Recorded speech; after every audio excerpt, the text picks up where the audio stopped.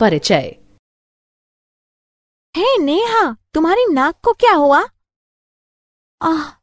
मुझे जुकाम और खांसी है। मुझे लगता है कि तुम अक्सर सामान्य जुकाम से पीड़ित हो जाती हो।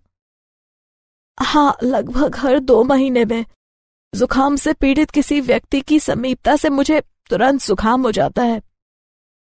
यदि तुम्हें इतनी आसानी से संक्रमण हो जाता है तो इसका अर्थ है कि तुम्हारी प्रतिरक्षी क्षमता बहुत कमजोर है। सच में? तो मुझे क्या करना चाहिए? तुम्हें ऐसा भोजन और दवाएं लेनी चाहिए जो संक्रमणों से सामना करने के लिए तुम्हारी प्रतिरक्षी क्षमता बढ़ाने में मदद करें। ठीक है। मैं तुम्हें समझाती हूं कि प्रतिरक्षी क्षमता क्या होती है और यह संक्रमणों से कैसे लड़ती है।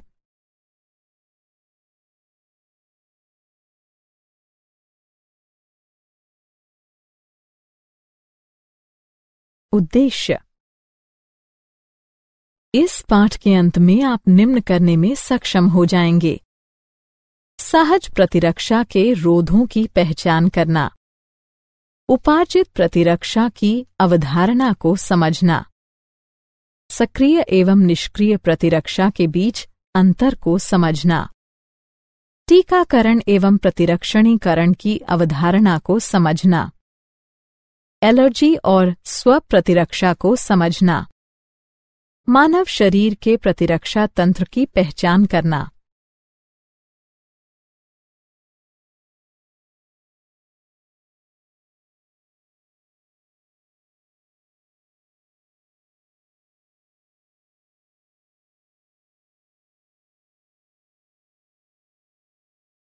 प्रतिरक्षा।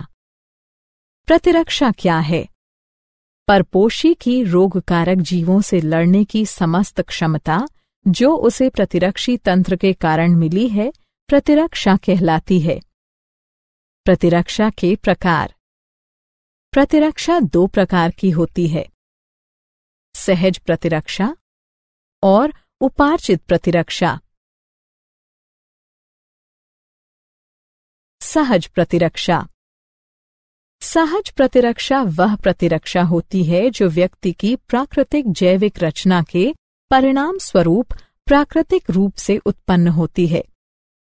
सहज प्रतिरक्षा हमारे शरीर में बाह्य कारकों के प्रवेश के सामने विभिन्न अवरोध खड़े करने से हासिल होती है।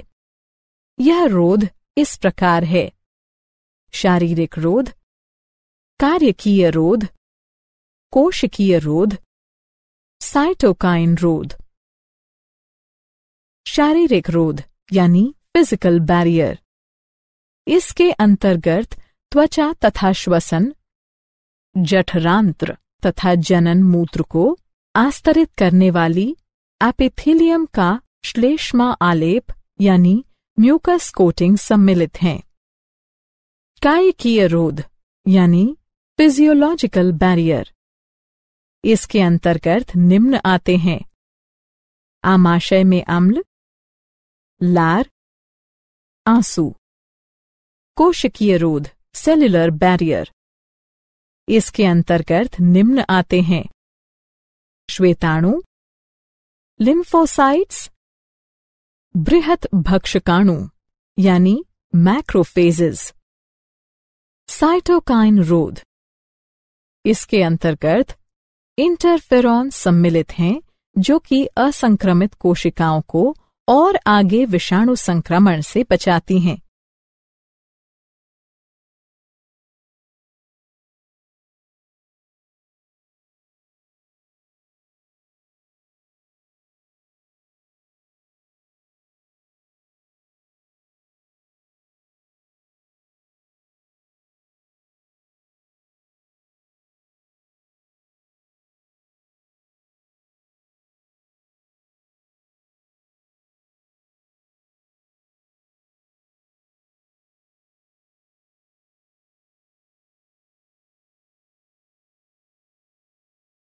उपार्जित प्रतिरक्षा।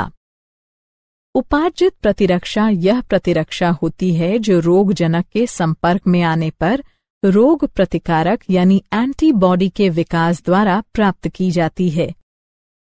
जब हमारे शरीर का पहली बार किसी रोगजनक से सामना होता है तो एक निम्न तीव्रता की प्राथमिक अनुक्रिया होती है। हालांकि बाद में उसी रोगजनक से सामना होने पर बहुत ही उच्च तीव्रता की अनुक्रिया होती है। यह अनुक्रियाएं विशेष प्रकार के लसिकाणुओं की सहायता से की जाती हैं। बी लसिकाणु, टी लसिकाणु। बी लसिकाणु ये रोगजनकों से लड़ने के लिए रक्त में प्रतिरक्षी यानी एंटीबॉडीज नामक प्रोटीन का निर्माण करती हैं। टी लसिकाणु, टी लसिकाणु प्रतिरक्षियों यानी एंटीबॉडीज के निर्माण में बी लसिकाणु की सहायता करती हैं।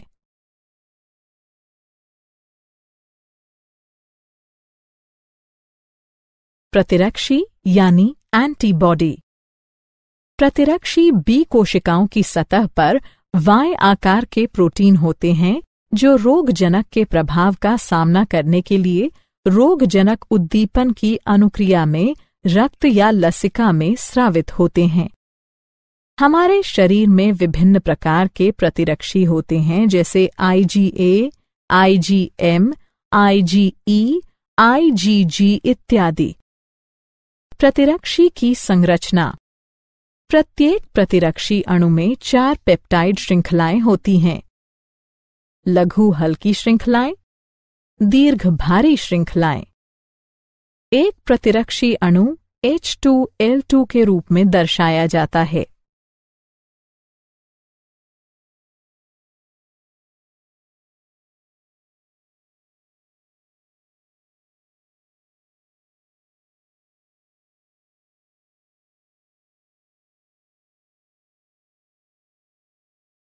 प्रतिरक्षी अनुक्रियाओं के प्रकार। हमारे शरीर में 2 प्रकार की प्रतिरक्षा अनुक्रियाएं होती हैं। तरल प्रतिरक्षा अनुक्रिया। यह प्रतिरक्षा अनुक्रिया बी कोशिकाओं के द्वारा रक्त में प्रतिरक्षी के उत्पादन के द्वारा माध्यित की जाती है। कोशिका माध्यित प्रतिरक्षा अनुक्रिया। इस प्रकार की अनुक्रिया श्वेताणुओं, प्राकृतिक भक्षक कोशिकाओं, टी लसिकाणुओं और साइटोकाइन्स के सक्रियण द्वारा उत्पन्न की जाती हैं। इस प्रकार की अनुक्रिया टी लसिकाणुओं द्वारा माध्यित की जाती है।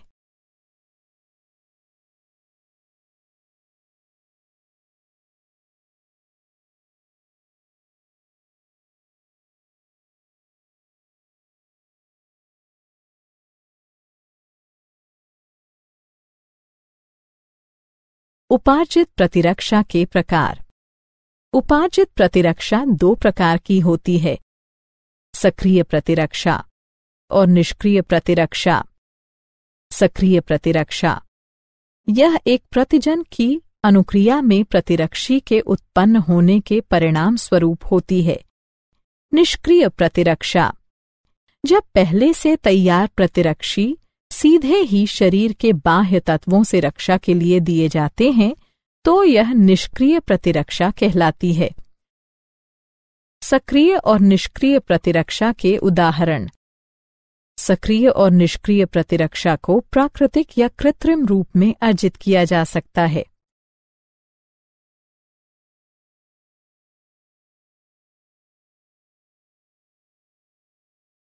टीकाकरण तथा प्रतिरक्षीकरण। टीका क्या है? टीकाकरण दुर्बलीकृत या निष्क्रिय रोगजनक या रोगजनकों की संरचना के एक भाग का मिश्रण है जो रोगजनकों के विरुद्ध प्रतिरक्षी के उत्पादन को प्रेरित करता है, लेकिन गंभीर संक्रमण उत्पन्न करने में यह असमर्थ रहता है। टीकाकरण किसी विशिष्ट बीमारी को पुनः होने से रोकने के लिए टीका लगाना टीकाकरण कहलाता है। प्रतिरक्षीकरण प्रतिरक्षीकरण टीकों के प्रयोग के द्वारा प्रतिरक्षा प्रणाली को प्रेरित करके संवेदनशील मरीज को संचारी रोग से सुरक्षित करने की एक प्रक्रिया है। टीकाकरण तथा प्रतिरक्षीकरण। टीकाकरण और प्रतिरक्षीकरण की प्रक्रिया में निम्न चरण सम्मिलित होते हैं।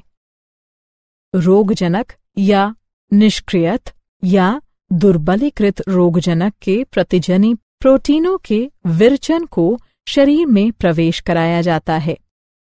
परिणाम स्वरूप प्रतिजनों के विरुद्ध रोगजनी कारकों को निष्प्रभावी बनाने के लिए प्रतिरक्षी उत्पन्न किए जाते हैं।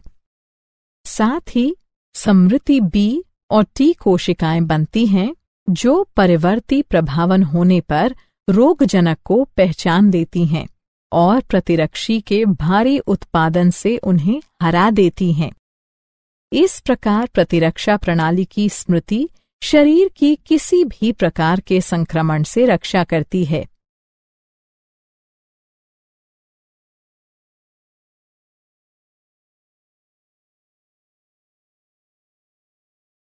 सक्रिय तथा निष्क्रिय प्रतिरक्षा।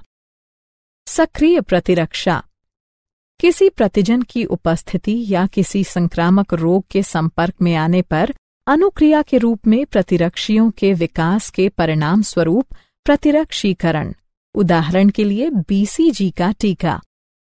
निष्क्रिय प्रतिरक्षा यदि एक व्यक्ति किन्हीं घातक जीवाणुओं से संक्रमित होता है जिनमें शीघ्र प्रतिरक्षा की आवश्यकता होती है तो हमें सीधे ही प्रतिरक्षी या प्रतिआविश देने की आवश्यकता होती है। इस प्रकार का प्रतिरक्षीकरण निष्क्रिय प्रतिरक्षण कहलाता है। उदाहरण टिटनेस प्रतिआविश।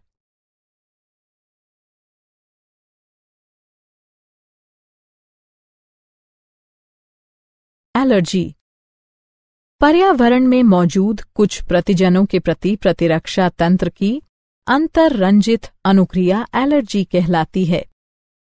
इनके प्रति बनने वाली प्रतिरक्षियां IgE प्रकार की होती हैं। एलर्जन ऐसे पदार्थ जो शरीर के लिए बाह्य होते हैं और एक एलर्जिक अभिक्रिया पैदा करते हैं एलर्जन कहलाते हैं। उदाहरण के लिए धूल में चिचड़ी, पराग, प्राणी लघुशल्क आदि।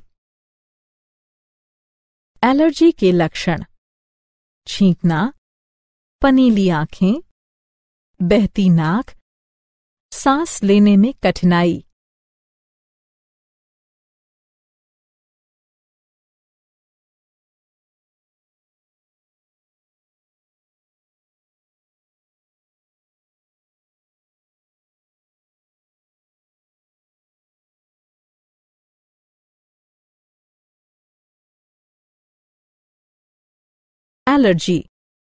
एलर्जी के कारण जब एक व्यक्ति किसी एलर्जन के संपर्क में आता है तो IgE प्रतिरक्षी बनते हैं जो स्वयं को मास्ट कोशिकाओं से जोड़ लेते हैं। ऐसी मास्ट कोशिकाएं एलर्जन के संपर्क में आने पर हिस्टामिन तथा सेरोटोनिन जैसे रसायन निर्मोचित करती हैं जिससे एलर्जी होती है। एलर्जी का उपचार एंटीहिस्टामिन, एड्रेनलिन और स्टेरॉइड्स जैसी दवाओं के उपयोग द्वारा एलर्जी के लक्षण कम किए जा सकते हैं।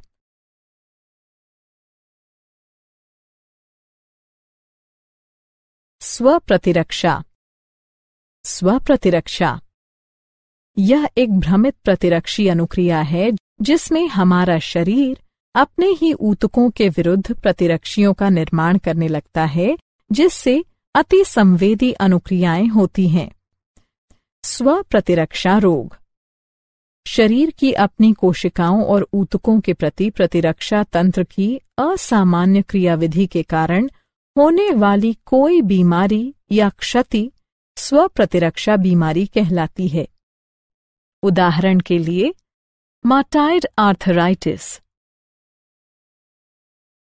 लसिकाभ अंग वे अंग जहां लसिकाणुओं की उत्पत्ति और या परिपक्वन और प्रचुरोद्भवन होता है लसिकाभ अंग कहलाते हैं। लसिकाभ अंग के प्रकार। लसिकाभ अंग दो प्रकार के होते हैं। प्राथमिक लसिकाभ अंग ये वे अंग होते हैं जहां अपरिपक्व लसिकाणु प्रतिजन संवेदी लसिकाणुओं में विभेदित होते हैं। प्राथमिक लसिकाभ अंग इस प्रकार हैं। अस्थि मज्जा, थाइमस। द्वितीयक लसिकाभ अंग। द्वितीयक लसिकाभ अंग लसिकाणुओं को प्रतिजन के साथ पारस्परिक क्रिया के स्थल प्रदान करते हैं, जो बाद में प्रचुर संख्या में उत्पन्न होकर प्रभावी कोशिकाएं बन जाते हैं। द्वितीयक लसिकाभ अंग में निम्न सम्मिलित हैं: प्लीहा, लसिका ग्रंथियां, टॉन्सिल, क्षुद्रांत्र के पेयर पैच, परिशेषिका। लसिकाभ अंग। प्राथमिक लसिकाभ अंग। ये टी लसिकाणुओं के परिवर्धन और परिपक्वन के लिए सूक्ष्म पर्यावरण उपलब्ध कराते हैं। अस्थि मज्जा। यह प्रमुख लसिकाभ अंग हैं। लसिकाणुओं समेत सभी रुधिर कोशिकाएं अस्थि मज्जा में उत्पन्न होती हैं। थाइमस। यह एक सपाली अंग है।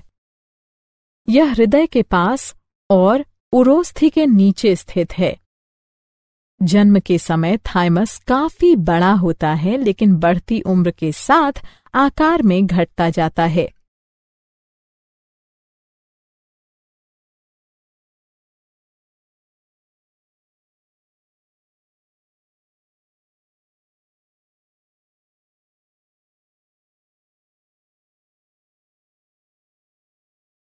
लसिकाभ अंग। द्वितीयक लसिकाभ अंग। प्लीहा। यह सेम की आकृति का अंग है। इसमें लसिकाणु और भक्षकाणु होते हैं। यह रुधिर जनित सूक्ष्म जीवों को अवरुद्ध करके रुधिर निस्यंदक के रूप में कार्य करता है। लसिका ग्रंथियां। ये छोटी ठोस संरचनाएं होती हैं जो लसिका तंत्र पर भिन्न भिन्न स्थलों पर स्थित होती हैं। जो सूक्ष्म जीव या दूसरे प्रतिजन लसिका और ऊतक तरल में आ जाते हैं, वे उन्हें रोक लेती हैं। ये प्रतिजन वहां मौजूद लसिकाणुओं का सक्रियण प्रेरित करती हैं और प्रतिरक्षा अनुक्रिया के लिए उत्तरदायी हैं। मॉल्ट या श्लेष्म संबद्ध लसिकाभ ऊतक। यह मानव शरीर के लसिकाभ ऊतक का लाभ 50% है। यह प्रमुख पथों जैसे श्वसन, पाचन और जनन मूत्र पथ के आस्तरों के भीतर स्थित। क्या आप जानते हैं? पॉलीऑर्थराइटिस, मल्टीपल स्क्लेरोसिस, जार्गन सिंड्रोम इत्यादि स्वप्रतिरक्षा रोगों के उपचार हेतु सूक्ष्म गोलियों या गुटिकाओं के रूप में डायलिकल फ्यूमारेट का उपयोग साइक्लोस्पोरिन के संयोजन में किया जा सकता है। सारांश। आइए हमने जो कुछ सीखा है उसे संक्षेप में दोहराएं। परपोषी की रोगकारक जीवों से लड़ने की समस्त क्षमता जो उसे प्रतिरक्षी तंत्र के कारण मिली है, प्रतिरक्षा कहलाती है। प्रतिरक्षा 2 प्रकार की होती है, सहज और उपार्जित। सहज प्रतिरक्षा शारीरिक, कार्यकीय, कोशिकीय और साइटोकाइन रोध बनाती है। बी और टी लसिकाणु शरीर को उपार्जित प्रतिरक्षा प्रदान करते हैं। यह सक्रिय या निष्क्रिय प्रतिरक्षा हो सकती है। किसी विशिष्ट बीमारी को होने से रोकने के लिए टीका लगाना टीकाकरण कहलाता है। पर्यावरण में मौजूद कुछ प्रतिजनों के प्रति प्रतिरक्षा तंत्र की अतिरंजित अनुक्रिया एलर्जी कहलाती है। शरीर की अपनी कोशिकाओं और ऊतकों के प्रति प्रतिरक्षा तंत्र की असामान्य क्रियाविधि के कारण होने वाली कोई बीमारी या क्षति स्वप्रतिरक्षा बीमारी कहलाती है। वे अंग जहां लसिकाणुओं की उत्पत्ति और या परिपक्वन और प्रचुरोद्भवन होता है, लसिकाभ अंग कहलाते हैं। वे प्राथमिक यानी अस्थि और थाइमस या द्वितीयक जैसे प्लीहा, लसिका ग्रंथियां आदि हो सकती हैं।